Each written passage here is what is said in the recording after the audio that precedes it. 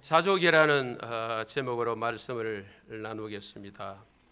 구구산의 사전에 보면은 자족을 정의하기를 스스로 넉넉함을 느낌 일어났습니다. 또 스스로 만족함이라고 표현해놨죠. 오늘 우리 자족이라고 번역된 헬라어 단어, 이 단어는 우리 국문 성경 그대로 자족이라고 번역할 수 있고 만족이라고도 번역할 수 있습니다. 같은 의미겠습니다만은 이 자족이라는 것은 외부로부터의 어떠한 도움이 필요 없는 삶의 어떤 완전한 상태를 말합니다. 즉 현재에 가지고 있는 것으로 만족해하며 외적인 환경이나 조건들에 의해서 좌우되지 않는 그런 마음 상태를 자족이라 그렇게 말하죠. 외적인 환경, 조건들 그 어떤 것들에 대해서 흔들리지 않는 그런 마음이죠. 이 자족이라는 자기 스스로의 만족을 말하며 이것은 반드시 물질의 풍요로움만으로 얻어지는 것 아니고요. 현재 가지고 있는 것 또는 주어진 것을 가지고 만족을 느끼는 그런 마음의 어떤 상태를 말하죠. 자족하며 살 수 있다면 얼마나 복된 사람이겠습니까? 저는 우리가 흔히 말하는 행복 그러는데 누가 행복한 사람인가? 많이 가졌으면 다 행복할 것인가? 없는 분이 행복할 것인가? 아닌 것 같아요. 내가 현재 처한 상황에서 만족하며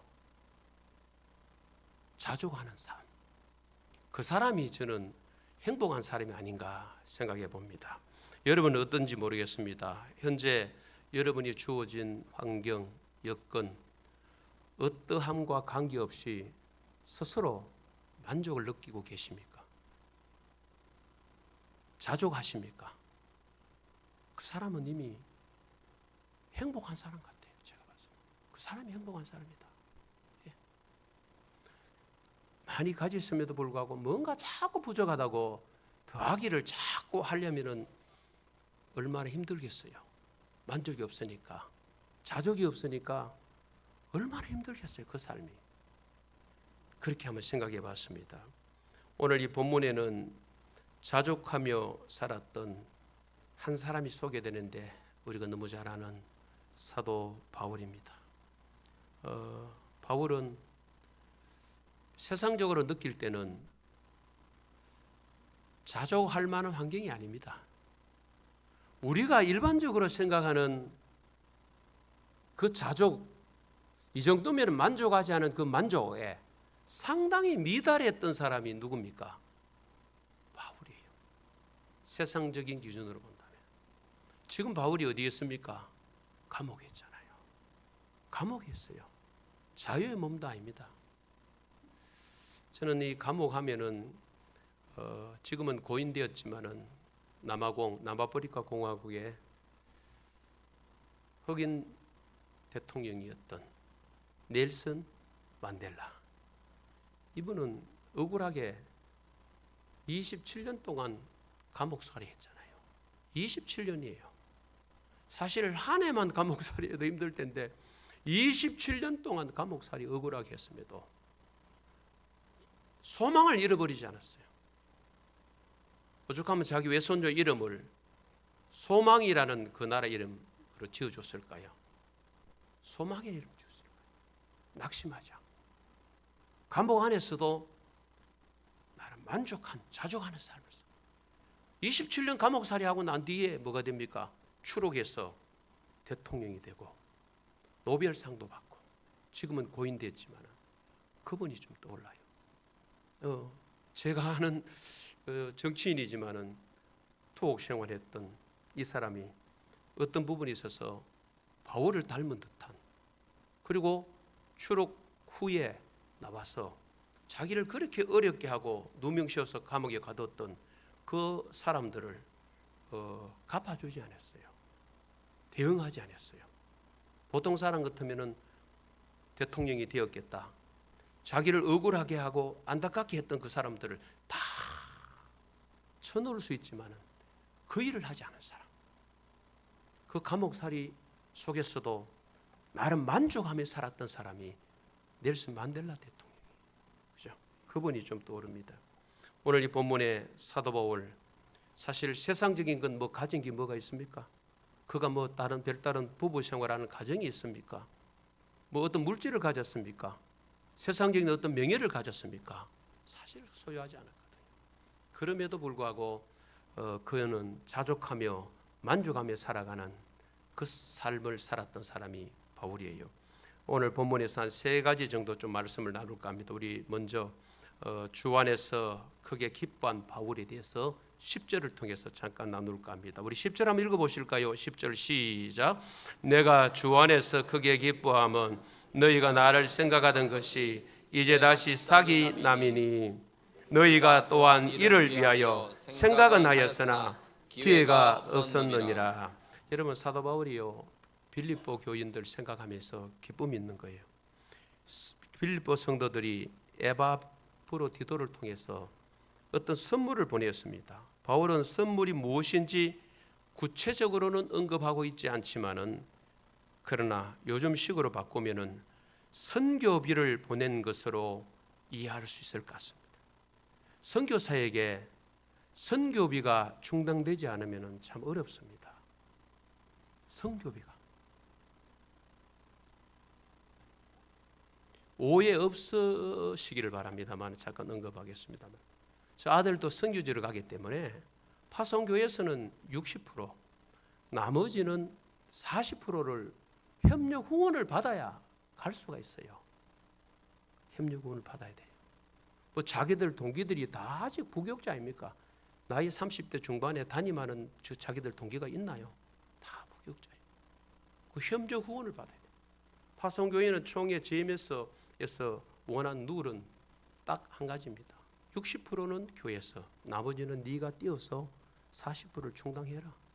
그 선교사에게 선교비가 마련되지 않으면, 교회 목회자들은, 개척교회는 그렇지 않을 수 있습니다만 기성교회는 생활비 따로 사직비 따로잖아요. 우리 교회 운영비 따로고 목사 생활비는 따로입니다. 목사 생활비 가지고 개척교회는 어쩔 수 없지만 섞지를 않습니다. 그렇죠? 그러는 중에 우리 자기가 섬겼던 시지 나눔과 섬김의 교회 담임 목사님으로부터 연락이 온 거예요. 선교 계획서 넣어라, 서로 넣어라. 이 사람에게는, 아들에게는 너무 반가운 소식이에요. 먼저 연락이 오신 거예요, 담임 목사님이. 그래서 아버지, 이런 연락이 오셨는데 서로 그냥 넣기는 너무 미안해요. 가지고 온다 해. 가지고 온다 자기가. 그래, 그게 맞다. 생각 잘했다. 서로를 이메일로 날리듯이, 카톡으로 날리듯이 하지 말고 찾아뵈라.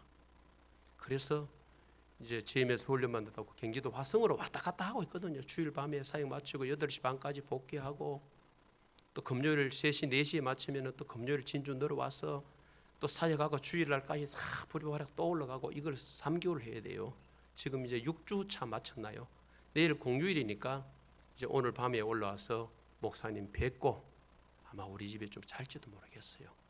내일 또 올라가, 내일 공휴일이라고 내일 올라가는 거예요. 이런 선교사들에게 누군가 후원해 준다 그럴 때 말할 수, 오늘 본문의 사도 바울의 기쁨, 이 기쁨이기 때문에 지금 이야기를 드리는 거예요. 이 기쁨이기 때문에. 한 번 더 10절을 읽어보실까요? 시작. 내가 주 안에서 크게 기뻐함은 너희가 나를 생각하던 것이 이제 다시 사기 남이니 너희가 또한 이를 위하여 생각은 하였으나 기회가 없었느니라. 보십시오. 너희가 나를 생각하는 것이 이제 다시 사기 났다. 빌립보 성도들이 에바브로디도를 통해서 바울을 후원한 내용인데, 바울은 아까 말씀드린 선물이 무엇인지는 밝히지 않지만은 요즘식으로 바꾸면은 선교비를 보내준 거예요. 이 부분에 대해서 선교비 자체가 그런 것이 아니고요, 선교하는 선교사에게는 이미 상대가 자기를 향하여서 후원할 마음을 가졌다는 것 자체가 기쁜 거예요. 후원하는 교회가 생겼다는 것, 그 교회가 움직였다는 것 자체가 선교하는 사람에게는 말할 수 없는 기쁨이에요. 이게요, 그 기쁨이에요.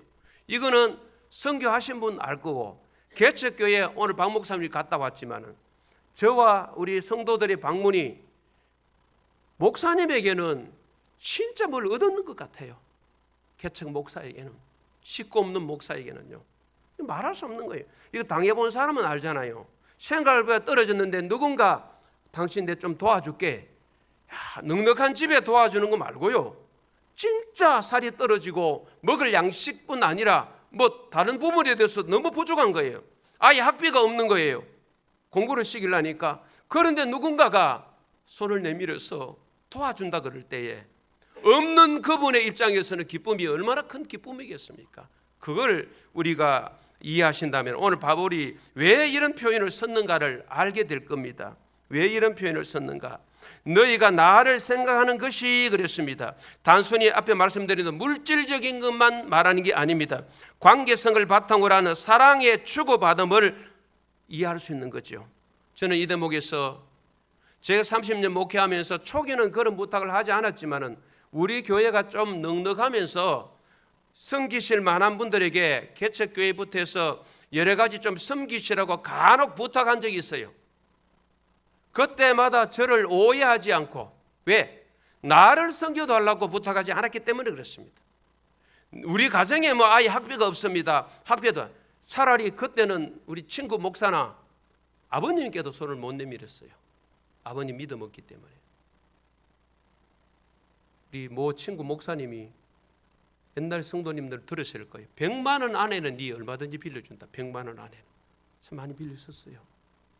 근데 우리 성도님 여러분에게 우리 돈 없습니다 소리 한 적은 제 기획에는 없습니다. 우리 집은 도와주십시오 한 적은 없습니다. 안 했습니다. 안 했습니다.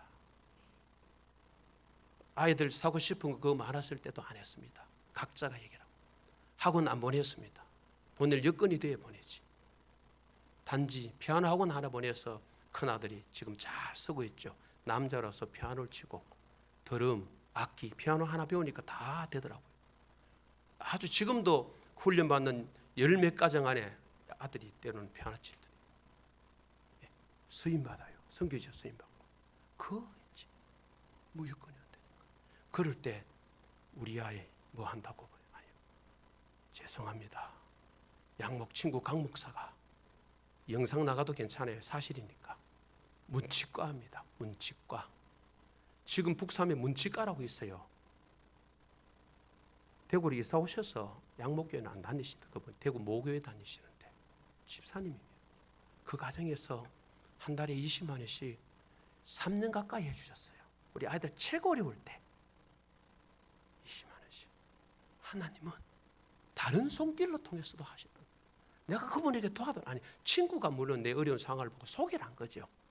물론 그분들이 뜻이 있었기 때문에 우리 가정만 한 거 아니에요. 그 가정은 지금도 치과를 운영하고 계세요. 아로청을 북삼에 가면 얻어가 크게 하고 있어요.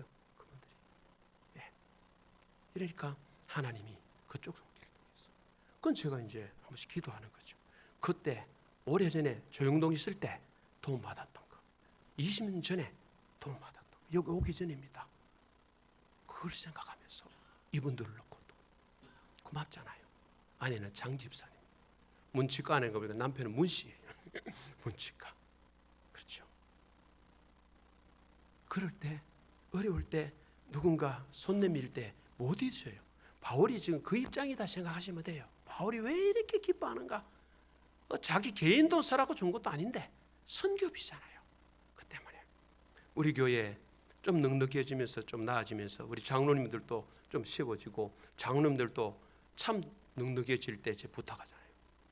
5번에도 어느 가정에서 여러분 모르게 이웃사랑부로 들어서 섬겼지만 대구 신대원 학생들 30몇 명 식사 제공을 70만 원 내셔서 하셨어요.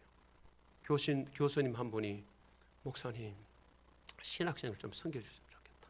나 장학금인 줄 알았어요. 장학금 같으면 우리 교회 장학제도가 있어가지고 50, 50 둘이 정도는 할 수 있다. 두 사람 정도는 섬길 수 있다. 그 두 사람에게 가면 그렇고요. 다 어려우니까 이분들 식사 한 끼라도 좀 해줬으면 좋겠다. 그게 더 좋나? 그게 더 좋습니다. 그 70만 원을 우리 어느 가정에 부탁을 했어요. 저 쓰려고 한 거 아닙니다. 저 지난주 어저께 식사했다고 지난 주중에 날라왔더라고요. 식사했다 사진이 날라. 좀 졸업 논문 쓴다고 더럽 좀 빠졌어서 목사님 돈 20만 남았는데 돌려드릴까요? 식사 동참 못한 열 몇 명 그들에게 뭘 밥을 또 따로 대접하든지 하면 좋겠다. 이미 우리 교회는 지출한 거다. 제가 얼마나 감사합니까? 저 말에 저를 그래도 인정하고 존중하기 때문에 허락하셔서 한 거 아닙니까? 목사님 뭐 우리인데 그런 거 부탁합니까? 그것도 하시면 제가 못하지요. 그렇죠? 들으시고 하실 수 있는 분이니까. 예. 우리 장로님 카드 주신 거 제가 자주 쓰지는 못하지만 저를 존중해 주셨기 때문에 이제 장로님은 70이십니다. 장로님 이하에 저는 생각해 봅니다. 우리 조인식 목사님 만약 우리 교회 계속 목회하신다는 가정하에 누군가 그 밑에 분들이 또 장로님을 이어서 카드를 하나 만들어주면서 목사님 꼭 선교사나 어려운 사람 대접할 일 있으면 쓰십시오. 저 진짜 자주 안 쓰죠. 우리 요즘도 장로님 저렇게 일하시는 거 보면 제 카드는 못 내밀어요. 나오질 않아. 지갑에서 꼭 최고 깊이 안에 있거든요. 원래 한번 썼습니다만 쓰기 쉽지 않더라고요. 저렇게 문제도 보시고 일하시는 거 보면 이 돈이 이 카드가 어떤 카드인데 하는 마음이 딱 들면서 또 주소 여차 장로 앞으로도 기회 되면 좀 쓸게요만도 얼마나 기회 될지 몰라요. 제가 얼마 남았으니까요. 쉽지 않더라고요. 믿고 주신 거 아닙니까? 저는 이런 부분에서 기쁘고 감사한 거죠. 이 부족한 인간을 인정해 주셨다는 이것 때문에 감사한 거예요.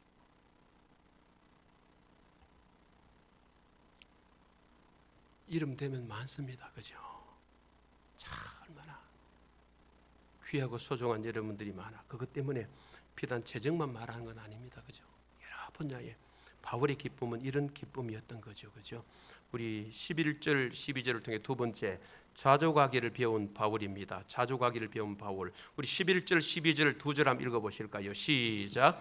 내가 궁핍함으로 말하는 것이 아니라 어떠한 행편이든지 나는 자족하기를 배웠노니 나는 비천에 처할 줄도 알고 풍부에 처할 줄도 알아. 모든 일 곧 배부름과 배고픔과 풍부와 궁핍에도 처할 줄 아는 일체의 비결을 배웠노라. 우리가 이 삶을 살면 얼마나 좋겠습니까? 저도 마찬가지입니다. 자족하기를 배운 바울. 현재 바울의 상태가 어떤 상태? 11절 상반절에 내가 궁핍함으로 말하는 것이 아니라 그랬죠. 궁핍 말하는 것이 아니라 여기 궁핍, 부족하고 결핍하고 가난한 걸 말하죠. 어떠한 행편에 터진다는 자족하기를 배웠노니 바울은 자신이 어떤 행편에든지 자족하기를 배웠기 때문에 궁핍이 문제가 되지 않는 삶을 살았다고 말합니다. 바울은 어떤 외부적 환경과 조건들의 영향을 받지 않는 평안과 감사의 방법을 배웠다고 고백합니다. 그래서 이 본문에 보시면요, 어떠한 행편에서든지가 참 중요한 것 같아요. 어떠한 행편에서든지 나는 자족하기를 배웠으니 형편이 좋아서 나는 자족을 배웠다. 넉넉해서 자족 배운 거 아니에요. 가난할 수 있고 궁핍할 수 있습니다. 그런 가운데서도 자기는 뭘 배웠다고요? 자족하기를 배웠다. 자족하기를 배웠다. 이 말하는 거예요. 자족하기를 배웠다. 그렇죠. 예. 배웠다는 것은 경험을 통해서 배우는 걸 말해요. 나는 비천에 처할 줄도 알고 그랬죠. 비천에 처해진다는 것은요, 극심한 경제적 가난을 말합니다. 이런 가난에도 처할 수 있었다. 풍부에 처할 줄도 알았다. 차고 넘치는 경제적 풍조지요. 여기도 안다는 것을 직접 경험했다는 뜻입니다. 이렇게 사도 바울은 가난에 처했어도 풍부에 처했어도 어떻게 사는지, 그리스도인으로서 어떻게 사는지를 다 배우고 실천하는 거죠. 이게 바로 사도 바울의 삶이라는 것이죠. 여러분 어떻습니까? 우리 교단의 어른 목사님이 강의를 하면서 성경적 자립의 기준이 뭐냐 정의를 내리기를 내게 주어진 경제적 여건에 맞추는 것이 자립이다. 다시 불러드리겠습니다. 내게 주어진 경제적 여건에 맞추어 사는 것이 자립이다. 우리 보통 자립하면 최저 생활비 100만 원, 200만 원 정하잖아요. 보통 그렇게 합니다. 이 정도는 최저 생활비 아닙니까? 그래야 자립이지. 교회 개척해서 자립교회라 그러면 적어도 이 정도는 헌금이 나와야 자립이고 교육적 생활이 돼야 자립이지 않아요. 우리 그렇게 보통 자립 잡는데 이분은 말하기를 내게 주어진 경제적 여건에 맞추는 것이 자립이에요. 그 맞춰 사는 것이 자립이래요. 적으면 적은 대로 살고 많으면 많은 대로 살고 그렇게 살면 얼마나 좋겠어요. 그런데 그게 참 쉽지를 않지요. 그렇죠? 쉬운 건 아니죠. 쉬운 건 아니죠. 여러분, 이 자족 만족의 법칙은 필요에 따라 사는 사람이 나야 가능합니다. 필요에 따라 살아야 됩니다. 세상을 원하는 대로 살아서는 안 됩니다. 한번 따라 보실까요? 우리는 필요를 따라 살아야 됩니다. 원하는 대로 살면 안 됩니다. 왜 그럴까요? 원하는 대로 사는 것은 끝이 없습니다. 원이 어디입니까? 무한대인데요. 끝이 없습니다. 전도서 1장 7절 8절에 보니까 모든 강물은 다 바다로 흐르되 바다를 채우지 못하며 강물은 어느 곳으로 흐르든지 그리로 연하여 흐르느니라. 모든 만물이 피곤하다는 것을 사람이 말로 다 할 수는 없나니 눈은 보아도 족함이 없고 귀는 들어도 가득 차지 아니한다. 이게 사람이에요. 손으로 취하는 것도 마찬가지입니다. 필요한 대로 살면은 여러 부분에 있어서 풍족을 느낄 수 있는데 필요보다 내 원하는 대로 살면은 불만이 가득하겠죠. 여러분 들어보십시오. 원함을 분모로 두고 체험을 분자로 두면은 불만족이 되는 공식이 만들어집니다. 반면에 필요를 분모로 두고 체험을 분자로 두면은 만족이라는 공식이 만들어집니다. 이 원리를 이해하고 살아가면은 주어진 삶에 우리는 적응하며 감사하며 살아갈 수가 있습니다. 저는 늘 물건을 구입하더라도 여러분 들으셨지만 아시는 대로 필요에 의해서 구입하는 거다. 뭐 세일을 한다고 누가 산다고 아니에요. 항상 물건은 필요에 의해서 구입하는 거지 누가 산다고 아니에요. 누가 좋은 거 한다고 아니에요. 왜 우리가 자족하는 삶을 잘 못 살까요? 왜 자족하는 삶을 잘 못 살까요? 첫째는 우리 욕심 때문에 그렇습니다. 욕심 때문에. 둘째는 비교의식 때문에 그렇습니다. 근본에 노예 갔더니만 목사님들께서 눈썹 문신을 하신 분들이 많이 오셨더라고요. 금방 해오신 분들 제가 궁금해 물어봤습니다. 어디서 했습니까? 얼마 줬습니까? 방문해서 하고 막 15만 원인데 10만 원 해줬다고 하고 아니 눈썹에 문신이 살아있어 금방 해가지고 예쁘게 그렸더라고요. 그 제가 또 제 눈썹에 만족은 하지만은 또 그걸 딱 보고 오니까 또 슬며시 우리 교회도 들어 하셨잖아요. 해가지고 집사람하고 슬쩍 하니까 막 말리는 거 있죠. 당신이 목회하면 얼마 더 한다고. 이것만 해도 이쁘다. 이것만 해도 이쁘다. 그 저는 노예 가서 한 소리를 하긴 했습니다. 나중에 천국 가면은 만약에 눈썹이 살아서 간다면은 하나님이 네 누구? 나 네 모르겠다. 이렇게 할 수 있다고 한바탕 웃었습니다. 진짜 많이 웃었더라고요. 더러 막. 그런데 유심히 또 그분하고 저녁 식사를 하면서 예쁘게 봤는데 내가 해서 잘 나왔다 했습니다. 양쪽 다 모양이 참 그래도 그렇게 그려놨을까 왜? 아주 짙게 나왔어요.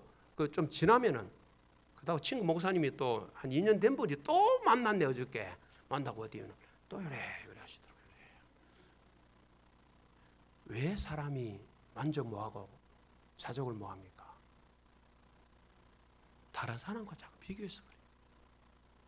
저도 보니까 은퇴할 때가 되니까 자꾸 다른 사람과 비교하는 거예요. 누구는 어떻게 했단다, 누구는 어떻게. 야, 이게 때로 살며시 사람을 괴롭히는 거예요. 자기 기준이 없으면요, 사람이 흔들리는 거예요. 자족 못해요. 만족 못해요. 자기 기준이 있어요. 그렇죠? 자꾸 다른 사람 때문에 흔들리는 거예요. 여러분, 고대 페르시아 객언 가운데 발이 없는 사람을 보기 전까지는 내게 신발이 없음을 슬퍼했다. 발이 없는 사람을 보면은 딱 느끼는 게 나는 발 있네. 신발 없어도 괜찮아 이렇게 되는데, 그걸 보기 전에는 격언이지만은요, 신발 없다고 불평하는 거예요. 다른 사람 발이 없는데, 발 없는 사람은 신발도 필요 없어. 그렇잖아요.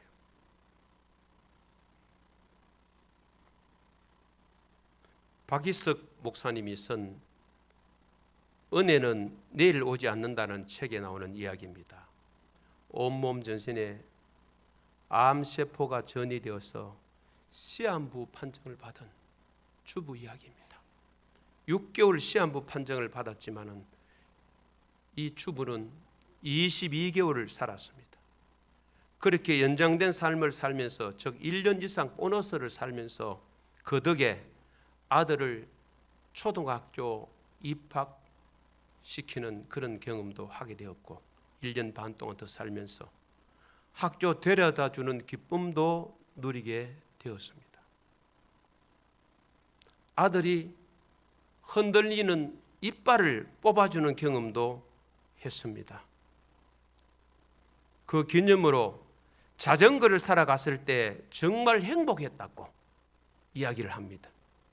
보너스 1년 넘게 사는 덕분에 30대 중반이 아닌 30대 후반에 죽게 되었다고 말합니다. 복부 비만요, 늘어나는 허리 둘레요, 그거 한번 해봤으면 좋겠습니다 말합니다. 휘어지는 머리카락 뽑는 거요, 나도 그거 한번 해봤으면 좋겠습니다. 30대 후반에 죽어가면서 흰머리 뽑는 걱정하는 사람, 머리가 휘졌다고 걱정하는 사람에게 나도 머리가 휘져서 뽑는 날이 있었으면 좋겠다 말합니다. 그만큼 살아남았다는 그잖아요 하면서 나도 저렇게 한번 늙어보고 싶습니다 이렇게 말합니다.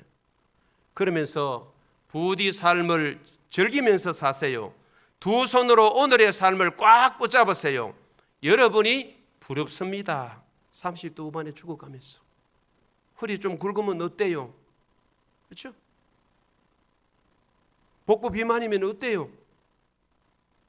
30대 후반에 죽어가는 사람 입장에 봐서는 오히려 그게 부러운 거예요. 때로는 비교하려면 이런 비교는 괜찮을 것 같아요. 오히려 뭐가 돼요? 은혜가 되는 것 같아요. 그렇죠? 오히려 우리 자신을 돌아보면서 감사거리가 이렇게 많구나. 김성광 선교사님과 제가 교제하면서 약간은 제가 좀 넋두리를 한 것 같아요. 근자에 수십 년 내가 살면서 나를 도와주는 사람은 바깥에는 별로 없고 내가 늘 나가면서 사드려야 되고 섬겨야 되는 그런 입장이다 했더니만 우리 인천에 있는 김성광 선교사님이 목사님 그게 축복이죠. 사줄 수 있다면 축복이죠. 나눠줄 수 있다면 축복이죠. 그래 그게 맞는데 내가 은퇴하고 나면은 그 사람들 나를 찾겠나 그랬대. 그 말이었어요. 사람이 그거 찾아오라고 내가 한 건 아니지만은 이게 인간인지라 오만 생각 다 드는 거예요. 내 늙으면은 전화 오겠나? 114 전화도 그래 반갑다는데 안내하는 아가씨 그것도 그래 기다려진대. 은퇴하신 목사님들이. 고객 여러분 우리 기차로서 안 받잖아. 02 전화, 서울 전화, 031 전화, 경기도 전화 안 받잖아요. 어르신들은 그 전화도 받고 싶은 거야. 근데 그 마음이 이제 이게 슬 가는 거예요. 준비를 하는 거예요. 저도 이제 나는 받아야지 앞으로는. 지금은 02 안 받지만 대구 053 전화 안 받았더니만 저 강사로 청원하는 대구 모교의 전화였더라고요. 부목사님이 010을 한 거예요. 목사님 아까 이 부분이 이유 올메이가 목사님 교회입니까? 맞습니다. 미안합니다. 내가 핸드폰으로 하니 내가 받고 부목사님 핸드폰으로 받고 대구 전화도 안 받는 거예요. 하나같이 뭐 물건 늘어지고 부탁하는 전화예요. 그러니까 근데 연세가 드시면은 그리워지는 거예요. 그 목소리가 그래요. 아가씨 목소리가 그러시는 찾아올 사람 없습니다. 그래서 넋두리를 한번 했습니다. 우리 김성 교사님과 대화. 목사님 그게 복이지요. 현재 목사님 위치가 복이라고 말이지. 근데 내가 앞으로 그러는데 이렇다 내가 뭐 그런 거죠. 하나만 더 나누고 마치겠습니다. 우리 13절 한번 읽어보실까요? 자족의 비결을 안 바울 세 번째입니다. 13절 시작. 내게 능력 주시는 자 안에서 내가 모든 것을 할 수 있느니라. 여러분 이걸 오해하시면 안 됩니다. 뭐 능력 주시는 자 예수 안에 뭐든지 다 한다. 여기 모든 거 할 수 있다. 안문명과 잘 연결시켜야 됩니다. 안문명과 연결시켜 보면 모든 거 뭘 할 수 있어요? 가난에 처해도 잘 살 수 있고, 풍부에 처해도 잘 살 수 있고, 그래 궁핍에도 비천에도 잘 살 수 있다.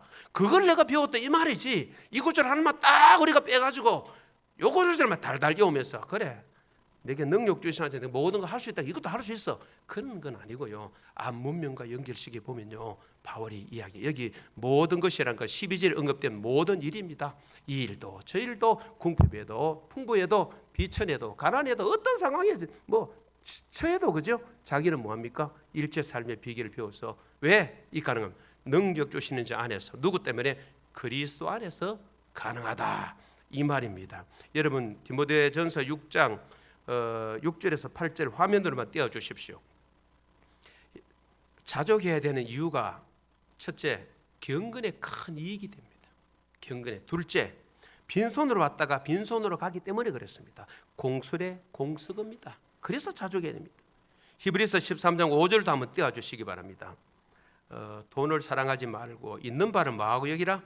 족한 줄 알아. 이기 때문에 얼마나 좋겠어. 예, 이거 얼마나 좋겠어. 이거는 어떻게 가능해요? 그리스도 안에서 가능합니다. 내 힘으로 안 돼요. 주 안에서 가능하다. 오늘 세 가지 나누었습니다. 주 안에서 크게 기뻐한 바울, 자족하기를 배운 바울, 자족의 비결을 안 바울. 자족에 대한 이유는 뭘까요? 바로 경건에 큰 이익이 있고 빈손으로 왔다가 빈손으로 가는 인생이기 때문에 그렇습니다. 사랑하는 여러분들, 현재 처인 상황이 어떤 상황이 있습니까? 그 상황에 대해서 그리스도 안에서 만족하며 자족하며 행복하게 살아가는 여러분들 되시기를 주님의 이름으로 축원합니다.